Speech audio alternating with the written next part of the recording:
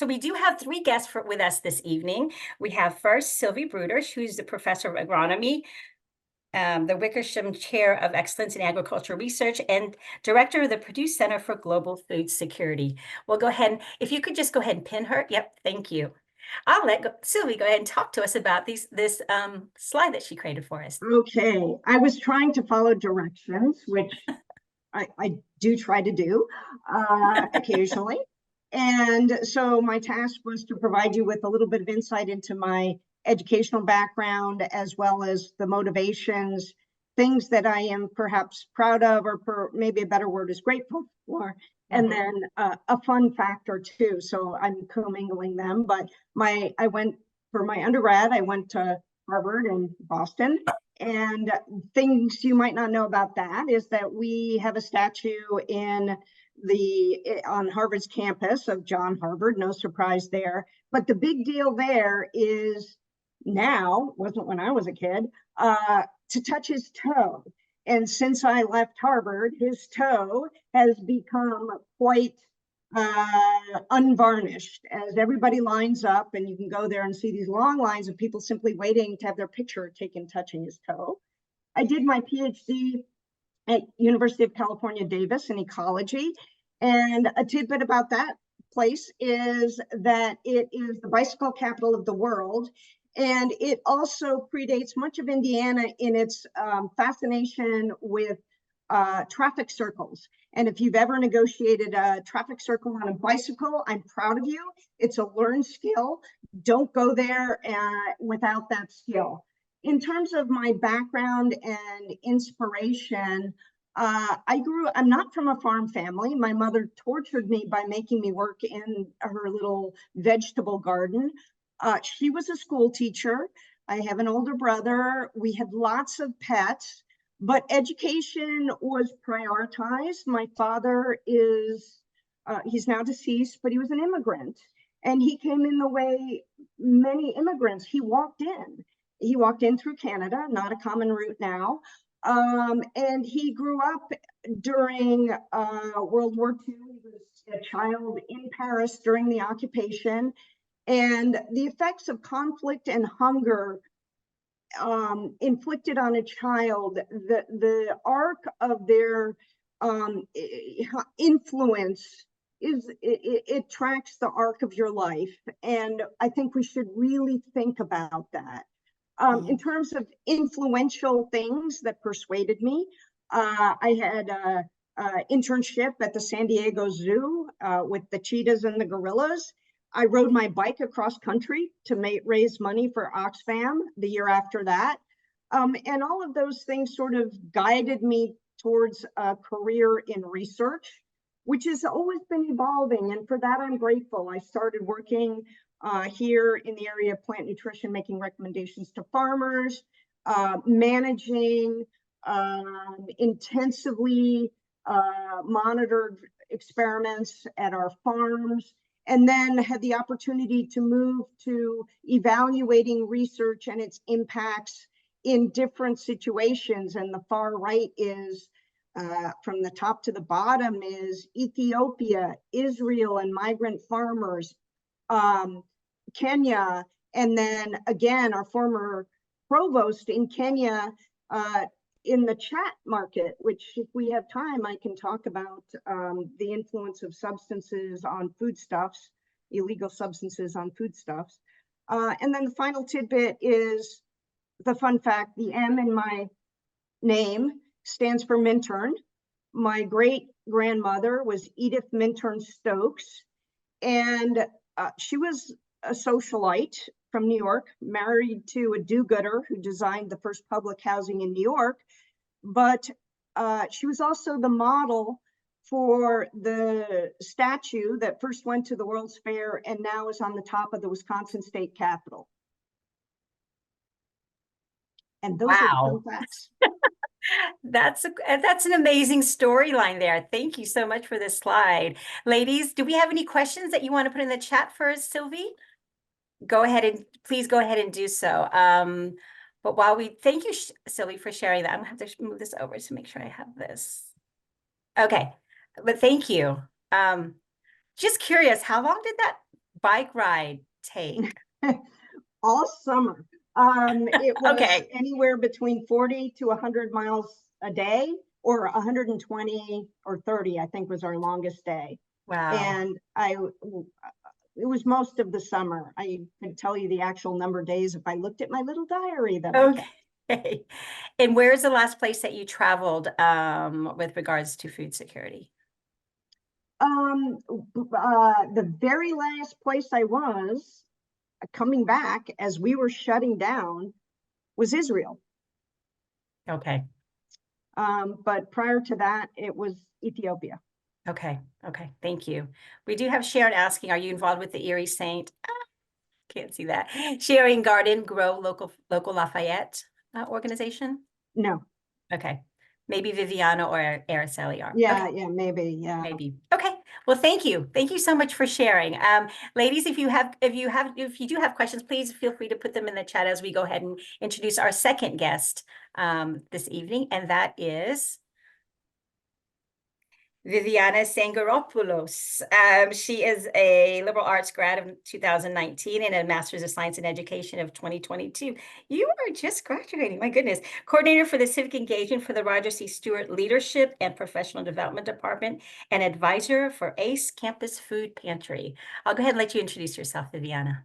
Hi, everybody. Thanks for having me. It's going to be hard to follow Sylvie. She had a lot of great pictures, and I feel like I definitely put more words than I meant to. But I've put some pictures of things that I love, and things that are kind of connected to my culture and to food in a few ways. Like Maria mentioned, I'm a two-time Purdue grad, so I've been here since 2016. I'm originally from California, but my parents are both immigrants from Greece, so I do think that food culture is like really ingrained and very important to me. And food insecurity kind of plays into that. We're talking about food culture. So my second fun fact, which is not that fun, it's very hard for me to think of fun things about myself, but I do love to cook, especially Greek food. But my mother's a chef, and so I grew up cooking at a very young age, and I just really enjoy it. It really makes me take a second to slow down and be mindful about what I'm doing, which I do take hours to cook for that reason, which people don't Oh, understand, but it is like a wellness practice for me. So, and I'm also the oldest of four. And I have a 15-year age gap with my youngest brother, which is a little wild these days. Not so common, I'd say. So my brother is 10 years old. Which is a little crazy since I don't live near them. But I have put my cat up top here because she is one of the most important things in my life. I love my cat. And then I've put a couple of pictures here of Greece, which is my home country, and then of California. And I have a picture of me cooking with Chef Frankie Salenza, who we had brought in for a cooking demo 2 years in a row, actually, with the ACE Campus Food Pantry to talk about making easy, affordable, tasty meals. oh, So I just love that I got that action shot, and I don't post it too often because I like to bolster my students. So I thought this was the perfect opportunity to put it out there. I love that. Um, but I have been working with the food pantry since 2021, I believe. I was a grad assistant in our department since 2020. So I took on a lot of the operations of the pantry in 2021, and then I moved into this full-time role, and part of that is being the advisor, which is amazing, and I really do love that. Someone's asking about my cat's name. Yes, her name is Ziggy. Um, David Bowie reference, not Ziggy Marley, which a lot of people think. Also cool. No judgment there. But yes, I love her very much. She's also like my first real pet. I grew up with chickens, which you'd think are hard to get attached to, but you'd be surprised. Um, so yeah, that's a little bit about myself. Well, that's a fun fact. I didn't know that part about the chickens, but okay. I should have probably put that on there. Yeah. No, I love that. She's adorable. Thank you for sharing. How old is Ziggy? Oh, she's 3.5. 3.5. Yeah, She's she's still a adorable. baby. She's the tiniest cat I've ever met.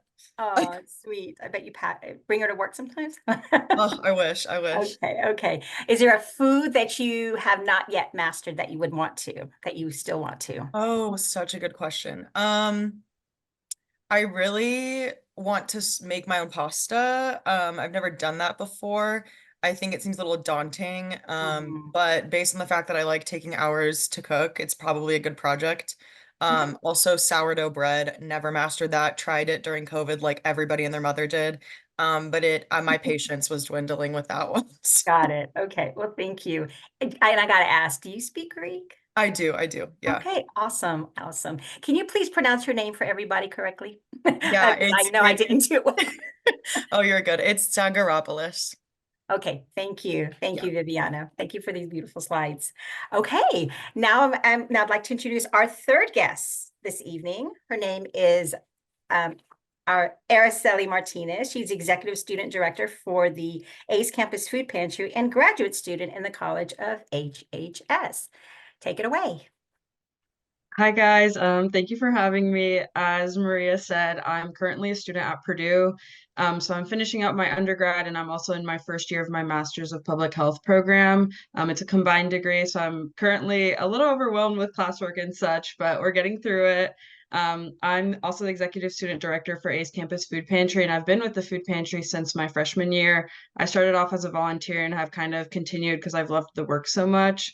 And I'm also currently an intern at Lafayette Urban Ministry. So that's been great to be in the Lafayette community and seeing the plethora of resources available to the community. So it's been neat to cross the river instead of staying just at Purdue all the time, and seeing what's happening in Lafayette and in the community. A couple pictures about me. During May of 2022, I studied abroad in Spain. So that picture is the one in the bottom right. That was a really fun experience. We visited a couple cities and I really enjoyed that.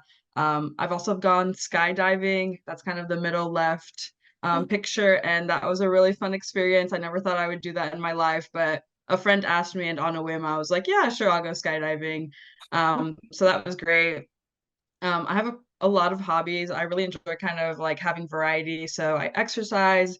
I love gardening. I kind of started doing that. I mean, you can see the picture when I was small. I was already in our family garden. I loved picking vegetables. And then this past summer, I worked at a community garden and I really enjoyed that. So I'm hoping to continue gardening and learning the skill set for that. Continuing this summer. And also, I just really enjoy anything creative. So I love drawing, baking, cooking, any of the sort. That's always a lot of fun. And then my inspiration really comes from my parents. They were also immigrants. They moved from Mexico and they kind of gave up everything they had back at home to come over to the United States. And they kind of gave up their dreams so that we could dream. I have four other siblings, and they've always encouraged us to do what we wanted and to pursue our dreams. And so that's always been a big inspiration. It's always a reminder that they sacrificed so much for me to be here and where I am. So that's kind of where I get my work ethic from them and a lot of inspiration from them. And my parents are up there on the top left corner. So yeah, they're my biggest inspiration. And public health, I've always loved volunteering, and I actually came into Purdue wanting to do pre-med, but I would like to say that with my work with the food pantry, it's kind of what guided me into the field of public health. It kind of opened my eyes as to what somebody can do in the public health area. And the food pantry was a big proponent to actually gearing me and telling me, guiding me kind of into that direction of public health instead of med school. So yeah, it's a little bit about me.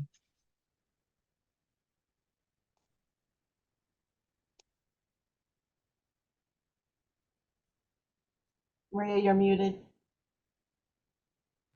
Okay. Okay. Thank you for these pictures. I can't believe I haven't done this before. Can you please tell everybody what ACE stands for? So ACE actually, I think it used to stand for something before, but currently it's not an acronym for anything. It's just called ACE Campus Food Pantry. Okay. Thank you. We'll get more into ACE as we go through with the interview or the Q&A part of this interview. Question really quick. What are you holding in that picture?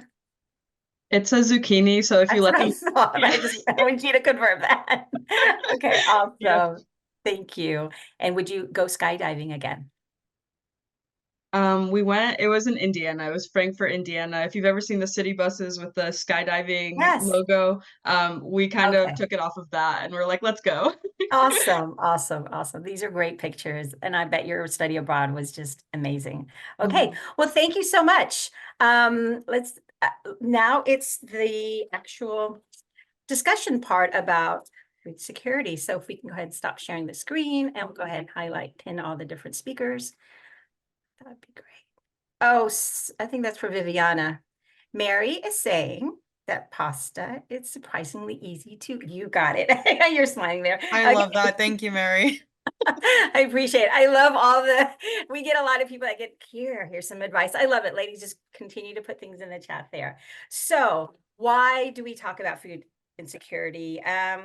A couple of people came up to me and says, Maria, can we please have a discussion about this at Cocktails and Conversation? This is such an important topic. And it's something also that I worked with in the past when I have a charity that does medical missions, and we do food, try to do something in there. I was like, yes, this is one of my things that I'm very passionate about. So I said, we have so many people on campus that are great and experts in this area. So this is how I gathered all three of these women tonight. So we'll start at the macro level type of questions, and then we bring it down to the micro level of what's happening here in the community and on campus. And then please, if you do have questions, continue to put those in the chat. We'll go ahead and start with Sylvie. This question is more for you. Could you provide just a general definition of global food insecurity, and what are the key factors contributing to global food insecurity? So food insecurity, being food insecure, no matter wherever you are, is not a difficult concept. I mean, literally, it's being uncertain where your next meal comes from, or where your meal down the road a few weeks from now comes from. And it could be that you see no food around you. That would be the situation probably in Gaza right now. Or it could be that you are uncertain if you will have the cash on hand and don't have confidence that anybody in your immediate community will help you out with sufficient food. You don't know where you're going to get it. Or you're making transactional decisions that are awful. Do I heat or do I buy food? That's insecurity.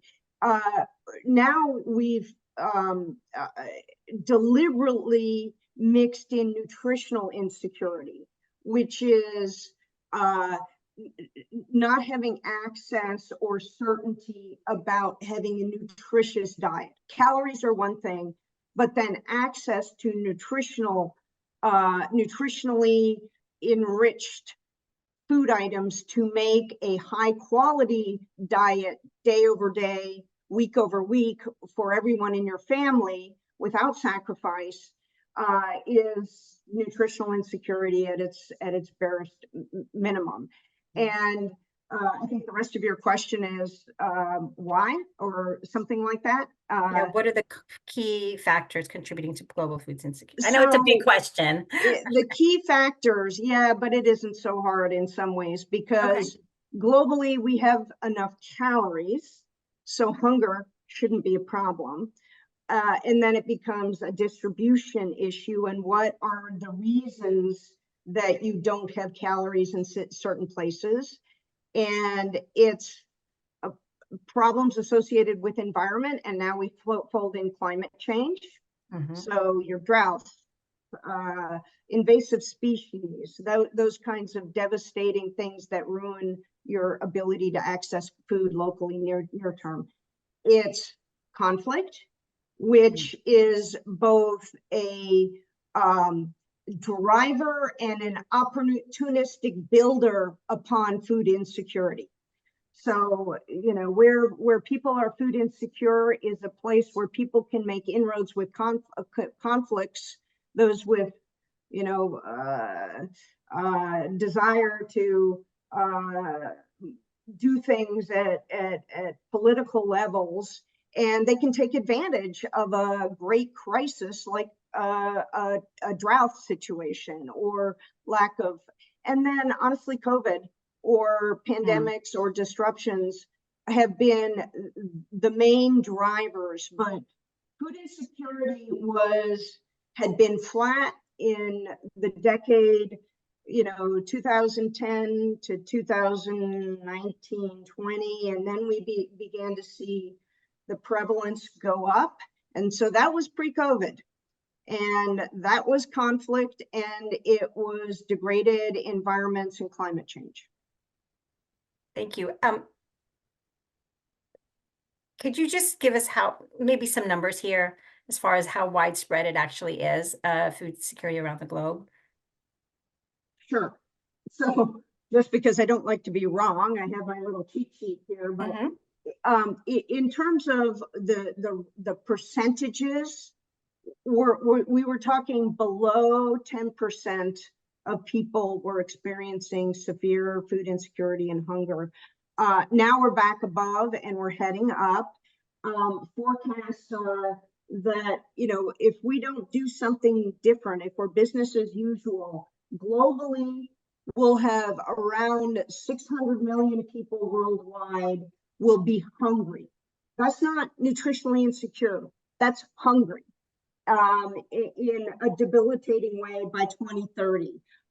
If you think about malnutrition and children and well-being, right now we're about 148 million children experiencing stunting, another 445 million experiencing wasting. And then the flip side of that, another 37 million are overweight. And that's a lot of kids in a really bad position for the rest of their lives. And then if you look at sort of markers of the lifelong impact, if you look at women and anemia in women of childbearing years, the prevalence is over a quarter, and it's remained that way, or almost 30%. It's remained that way now for years. We're not making any change. If you just look at food insecurity in general, on average, it's 1 in 3 people. Wow. So, and it's everywhere. We used to think about it's over there. It's not domestic. It's rural, it's smallholder farmers, it's something, and then it's urban populations in overpopulated urban environments, but it's international. It's domestic and it's urban, and it's domestic and it's rural. It has become embedded in our communities. Remind us again how long you've been working in this area? Well, I've been working in the area of really about producing food. So sustainable agriculture has been my career. But in terms of understanding the impacts of the decisions we make about what to grow where, and our food systems and our markets, and whether our lands can support the production we want them to support, and whether people can go to market, probably 15 plus years. Okay. Okay. Thank you. Thank you so much. We do have a question in the chat here of, can you share? Is there a pattern? Well, where people are starving, literally starving, is conflict. And that's where we, the rest of the world, because now we know, but you didn't necessarily know 15 to 20 years ago where people were starving. Now it's a photograph, everything is connected, information is exchanged at a very rapid rate. So we know people are hungry. We see the semis of food sitting in Egypt, waiting to go into Gaza. We see them stuck at other bottlenecks. We see pictures of people under siege. And when you're under siege, you're not getting food aid. And when you're not under siege, there's an opportunity to deliver at least a minimum of food aid. And so that's where people are starving tends to be co-located with conflict, and where children's lifespans are the shortest right now. It's not going to be a surprise. It's Gaza. There are other places in South Asia that were far ahead of that, but right now life expectancy for children is shortest in Gaza. And so that's a pattern. Other patterns are where climate change has been the most dramatic, and where policies and a history of ineffective policies on land tenure, on access to markets, have prevented people from developing enough of a farm foundation for them to either feed themselves or take any product to market to gain a little cash to buy the things they can't grow. Mhm. Can you talk And to there us are a other little bit? questions coming in that I can't see, so sorry. Yes, we'll have to come back to them, but can you talk us through a little bit about the technology that's in place to help solve some of these issues that we're seeing? So technology is a funny word because it comes, it means so many things, right? There are technologies that are associated with land managements. There are technologies that are associated with access to microloan programs. So there are technologies that are associated with early alerts, so that people know that an armyworm invasion is headed their way, or early alerts of conditions are dry, we're moving towards drought.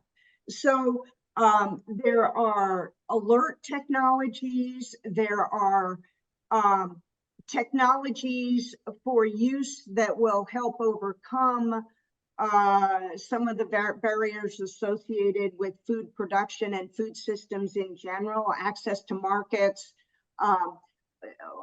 There are people there are entrepreneurial efforts all over the globe with people springing up using communication technologies of all sorts, primarily cell phone based, not just to link people to credit, but to link them to markets. Where can you sell your product? If you're stuck in rural, in a very rural environment, you can't afford to shop around you have to go one place. You have to know where you can go to sell a product and where you can deliver it. You probably have limited access to food storage technologies, which Purdue is known for developing food storage technologies. The PICS program, the bag within a bag, to seal grains and prevent food spoilage. So we have technological tools, and there are two things that typically need that sometimes get overlooked that need to be taken care of. And one is the access to the tool in the first place, and the next is the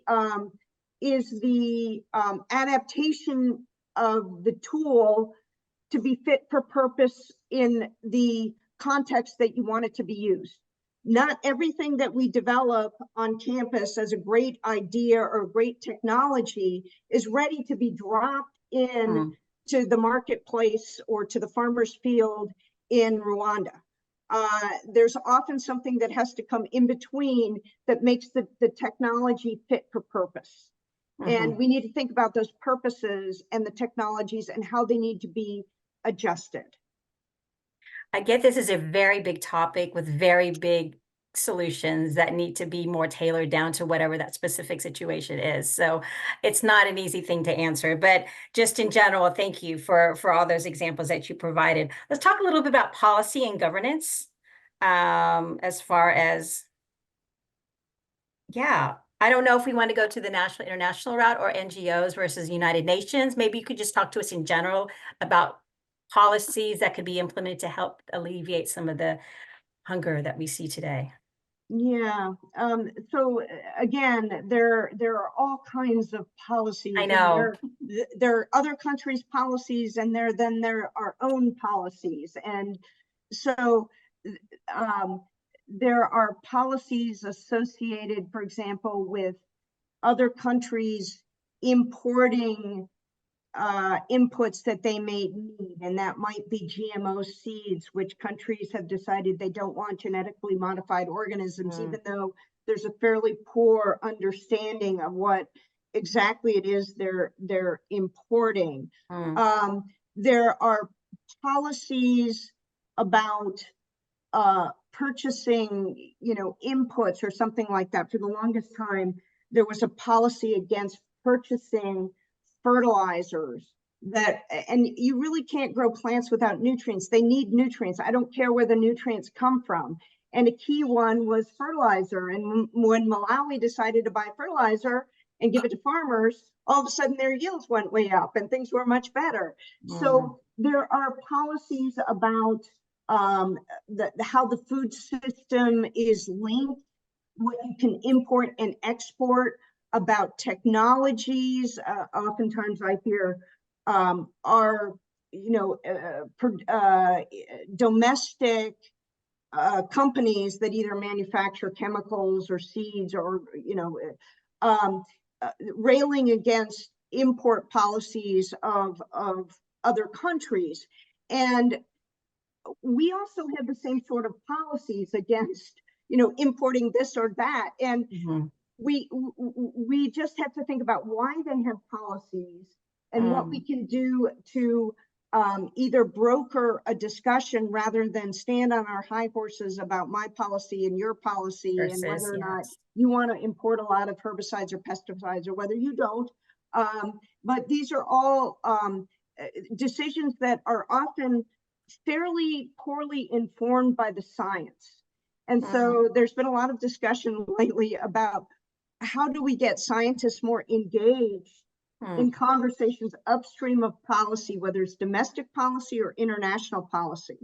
And I'm not even going to touch domestic policy like the Farm Bill, which is right now hung up for a whole lot of issues, but it governs the largest food distribution program we have, which is the Supplemental Nutrition Program within the Farm Bill. And it gets hung up by all kinds of other things. Okay.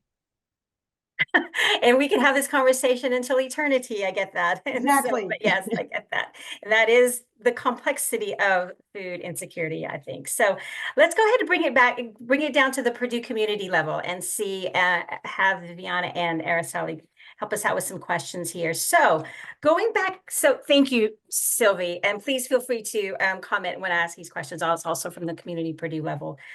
The 5 pillars of food and justice and how they are implemented in the programming services and operations at ACE. Can you talk to us about these 5 pillars that ACE focuses on? Yeah, so I'll list the 5 pillars first and then how we as a campus food pantry tries to tackle them. So we have the pillars of use, availability, access, consistency, and cultural appropriateness. So starting off with use is how you educate people on how to actually use the food that they're getting. Certain ingredients they might not be familiar with, or they're not sure how to use them, how to cook them. They might not have proper equipment. So we try to provide skill set and also information and knowledge on how to use those foods that we're offering at the food pantry, and also to try to prevent food waste in the long run. Then moving on to availability, that's actually having food available at different locations. So the food pantry has its main campus location located at the Found. And then we also have 8 other pop-up locations, which serve as touch points along campus so that students can have different areas on campus to actually go to, and they don't have to specifically go to our central location.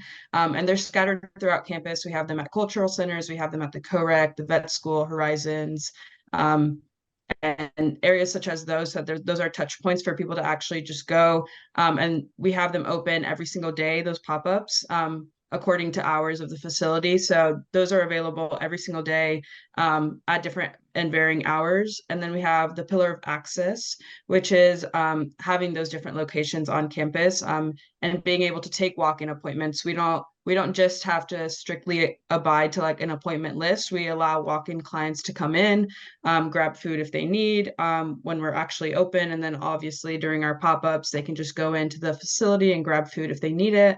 And then we focus on consistency as well. So we have our 2 days that we're actually open at our central location. We are open Tuesdays and Sundays, and those are consistent throughout every single week. So people know when to come, when we're going to be available, and when our services are there, as well as our facility. The facilities in which our pop-ups are located, we try to keep those consistent as well from week to week. Obviously, those vary depending on like spring break or summer break or the such, but usually we try to be pretty consistent in that. And then our last pillar is cultural appropriateness, and that's just having a large variety of different types of food available. We do have a diverse student body here at Purdue, so we're trying to accommodate to all different diversities and all different cultures, but also providing staples that many different cultures use, so that people feel comfortable coming into the food pantry and grabbing something that they would normally have at home or they know how to cook. So yeah, those are kind of the 5 pillars, and we try to base our education and our events that we plan around those 5 pillars. And sometimes we try to focus on one pillar. Usually we're trying to focus on all of them and tackle all of those just so that we can give people the skill set and the knowledge to use food and to have the food available for them. Araceli, I'm curious, how many people do you see at the food at ACE weekly? Yeah, so we average around 150 clients weekly.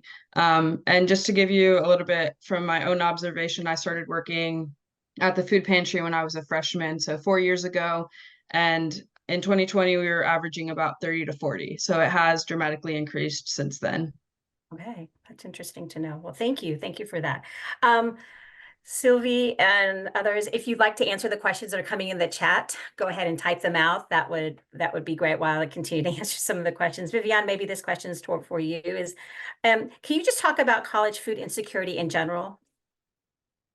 Yeah, absolutely. I know we've talked a little bit about global. I think people are pretty familiar with the topic of hunger generally, right? When we're talking, like Sylvie mentioned, in places of conflict, right? Like obviously there's going to be hunger because there aren't resources coming into those folks. Yes. But college food insecurity can look a little different than we're used to seeing it in like typical adults out in the world. So a lot of what our students, and I'm going to speak specifically at Purdue because that's the population that Araceli and I are familiar with, right? Working with. But I have spoke to other folks at different food pantries across the country, and we're seeing similar things. So college students are lacking not only financial resources, which is the obvious, right? People can't afford food. That's food insecurity. That's what people think when you think of food insecurity.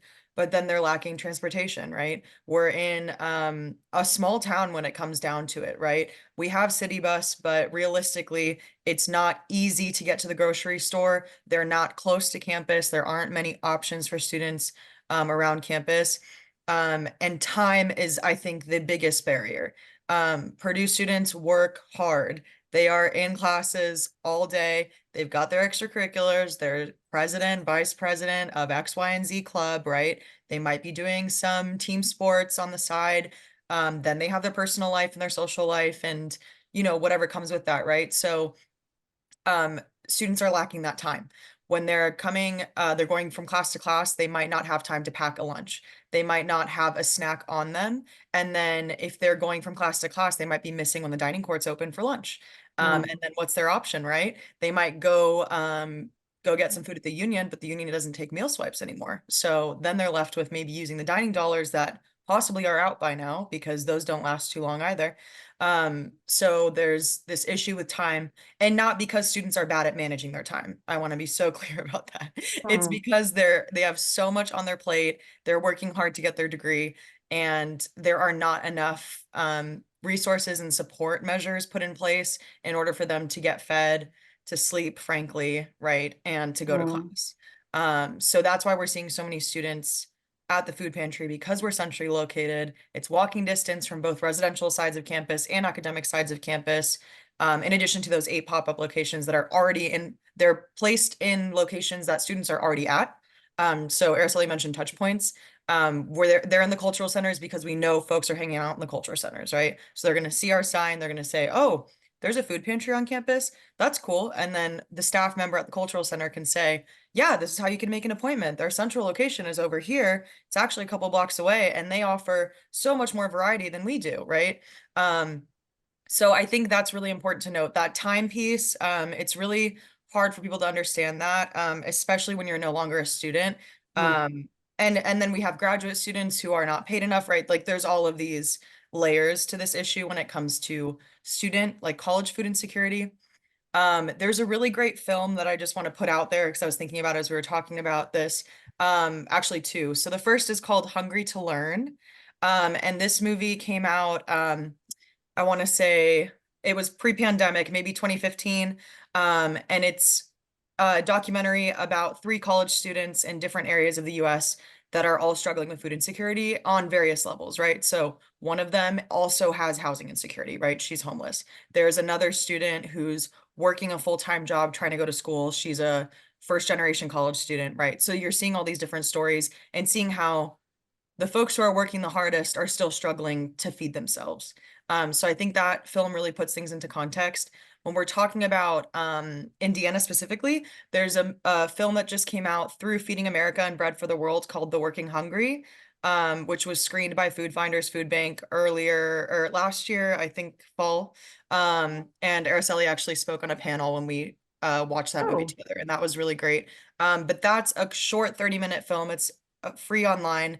And that follows 3 different working families in Indiana. So if you're looking to kind of get an idea of what's happening locally, not just with college students, I think that's a great thing to watch. But I did just want to mention those quickly because I think sounds like folks are interested in learning more. So I wanted to give you some resources while we're Thank at it. you. Yeah. Repeat the it's Hungry to Learn and the Working Hungry are the Yeah. 2 films. Okay. Someone asked in the chat, how is the food pantry being supported? Yeah, so I don't think we made this clear to begin with, so I'll say this quickly. Ace Campus Food Pantry is a student organization, so it's housed within our Department of Leadership and Professional Development, but that only means that I'm their advisor and I work in that department. So our students use our department as their home, in that they have their meetings there. They can come to us for advice or support. But the food pantry is fully donation and grant based. So both our department and our students will apply to grants throughout the year to support our programming as well as our operations. All the food that we buy from the food pantry is from donations that we get. So our students are really at the head of this, and they're making those decisions every day. They're ordering the food from Food Finders each week. I don't want to get too into the nitty gritty of like the operations of the food pantry because I know I can get lost in that. Fine. There's a lot going on there. So I'll just say that food is free. We're on a point system, not money based. And the other thing I wanted to say was anybody can use it as long as they have a PUID. So if they're a student, faculty, or staff, they're welcome to use it, and there's no limit on the amount of times you come in. So you can come both Tuesday and Sunday if you need to. But I will say our data shows that folks aren't using it more than 1.5 times a semester on average. So that is a good number to see because that means that folks aren't relying on us as their primary food source. But like Araceli mentioned, our numbers have gone up exponentially since COVID. So I just sent her a number earlier because I was looking through some data. But the most recent basic needs security research that was done through the Hope Center at Temple University, and they reported, I think 58% of college students were food insecure, and that was in 2020. And what we were talking about earlier is that we just based on our observations, that's gone up, at least on our campus. And there isn't much data on that at Purdue, but we are working with the anthropology department to do a food security study. So we might have more info on that soon, which would be nice. Soon, meaning like within a year or so. That would be interesting to pull I'd those hope so. numbers. They're starting their Okay. survey process. That would So be we're interesting. hoping we'll have some numbers at least to present to folks pretty soon. This is interesting. Thank you so much. I know that someone's asked if they can volunteer, but it's this only student volunteer run organization. Is that right? Yeah, so sometimes Okay. in the summer we'll take community volunteers just because we don't have enough students around. But Okay. during the year, we are never short on volunteers. Got it. In fact, we have to create opportunities for them. So, Okay. Thank but you. thank you. We appreciate. We'll take donations if you're looking to support. Okay, lovely. I'm going to ask one more question, then I'm going to go around the room. Around with the 3 speakers here. If you had a wish list, what would it be? You know, if you could just have one wish. So, last question for Viviana and Araceli is campus partners. Tell me what they're doing to help address this issue. Or community partners. Okay, so I'll start, and then Viviana can probably add a little bit more to it. But since we are fully student run, we do a lot of collaborations with organizations already on campus. So we get a lot of emails coming in and wanting to create partnerships. So we already have boiler serves that volunteer quite a bit during our shifts, and we also have a sociology class, and those tend to be our regular volunteers coming in. We also have volunteers just in general wanting to come. We also have a bunch of different organizations. They either do food drives for us, or they help us sort and organize in the pantry, or we also do Thursday service projects. And those organizations really vary. I mean, I could list a bunch off, but we have fraternities, sororities, a bunch of small organizations, athletics department. We're just continuously getting a lot of support throughout campus, and we try to reach we're trying to spread awareness, education about food insecurity as well. But our community partners are super helpful in helping us also bring those donations in. And I think Viviana probably has a little bit more to add to that. Yeah, I will say our campus partners are doing the best work. They're great. They support us in all the ways that Araceli just mentioned. I will say our key community partner though is Food Finders Food Bank. We've been a participating partner pantry since 2015 when we opened. And they are just amazing. They're co-educators for our students. They give our students tours of the warehouse, give them answers to any questions they have around like supply chain when it comes to inflation and how that's we had a lot of questions when we weren't getting the variety that we used to get when post-COVID, right? There was a lot of subsidized food around that time, and then they cut all that funding. And so we were used to getting things like beans and rice all the time for very cheap, and peanut butter and all these like staples that fill you up, right? And culturally relevant staples too. And then we just weren't seeing those. And so I brought a group of students to Food Finders, and the CEO gave us a really great background on why we're seeing empty shelves even at their warehouse, right? And like giving us that context, helping our students kind of think critically about food insecurity and how and the root causes of it, right? And like the systemic issues when it comes to like where our food is coming from, why we aren't seeing more of it, why we aren't seeing more variety, things like that. So Food Finders is our number one. I will say we also, to go back to this question that was asked earlier that I forgot to answer, we do know Grow Local very well. We're very close with them department wise as well. We partner with them on a lot of community service stuff.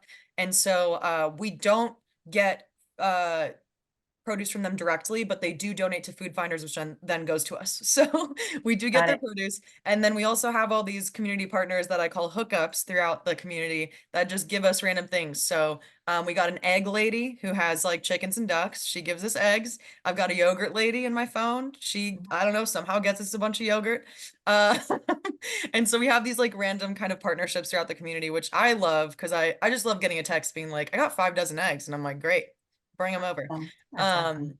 And the last one I will mention is the student farm at Purdue is a great partner as well. They provide us with fresh produce from their harvesting months, so May to November-ish. And that is just the best. They also give us like vegetable and fruit plants, which is also like another education tool we can use with our clients and our volunteers to teach folks how to take care of plants and then to like grow their own food, right? And like do that whole sustainability thing. So that's really great too. Thank you. Thank you for that. There are so many questions that I did not get to in the chat. And also there were some links that people provided. I am happy to provide the chat to you ladies, but also everyone on the call, please get their names down, connect with them on LinkedIn, because they are on LinkedIn, and send them a message, and I'm sure they'd be happy to help answer those questions. Thank you, Sylvie, Viviana, Araceli, so much for being here this evening and sharing your wisdom about food insecurity.